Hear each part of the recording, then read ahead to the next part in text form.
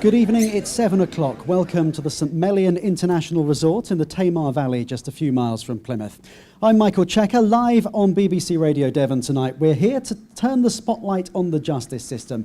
We have a panel of guests drawn from all manner of backgrounds. You'll meet them in just a moment. But first, please welcome our host this evening, chairing the panel, journalist Philip Hayton.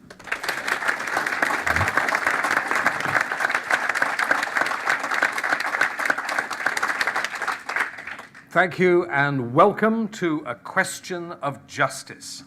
This is part of Devon and Cornwall's contribution to the nationwide Inside Justice Week. Crime is on our minds more than ever. Surveys show only our sick economy worries us more. So what's gone wrong? The Shadow Home Secretary said the other day, and I quote, "People think our criminal justice system is broken. The system worries too much about the criminals and not enough about the justice." Another question. The lady on the front here, please. Good evening. I'm Caroline Wright and I'm the prospective Conservative candidate for St Austell and Newquay. And Newquay is, of course, featured in the news for all sorts of law and order issues over the summer. Now, I'm inundated with concerned constituents who feel that they aren't being looked after, and in fact the criminal is the person who gets the emphasis. So my question really is our criminal justice system broken? And have you done a stress test after 12 years of a government who have early released some 70,000 prisoners into communities, into houses in the towns in my constituencies, where, to be honest, the people who live there feel under siege and the police often seem to be putting a brave face on things? Mark Flinton, would you like to tackle that?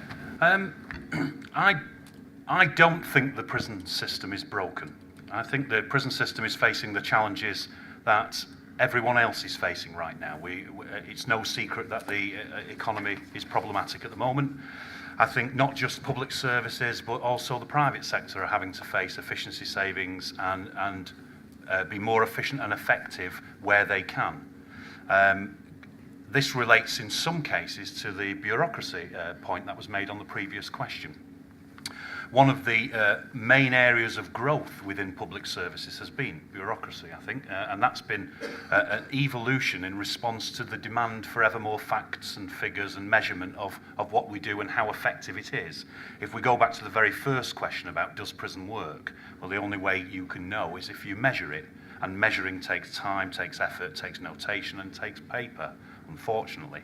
And I think that's where all the public services are trying to make most of their efficiency, savings and effectiveness drives, are reducing that back office work by trying to make systems more streamlined and flowing.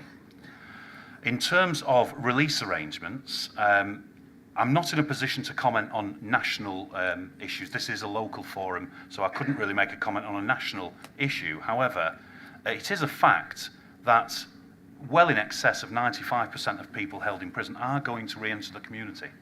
The test for the prison service and probation service, who aren't here, but I think I can speak on their behalf on this occasion, the real test is that when somebody goes back into the community, are they best placed to be able to not re-offend? Are they best placed to be less of a threat to members of the public? And are we sharing enough information to enable our partners in the criminal justice system to be able to monitor the effectiveness of that release? Alan Qualtrough of the Western Morning News would like to chip in here. You referred to Newquay, and we reported extensively from Newquay this year, particularly on the drunken behaviour. Now, I think that's less of an issue for the criminal justice system than parental responsibility. One has to ask what type of society we have where parents bring down their 16-year-olds in a car from all over Britain, dump them off in a campsite with a crate of beer and a tent.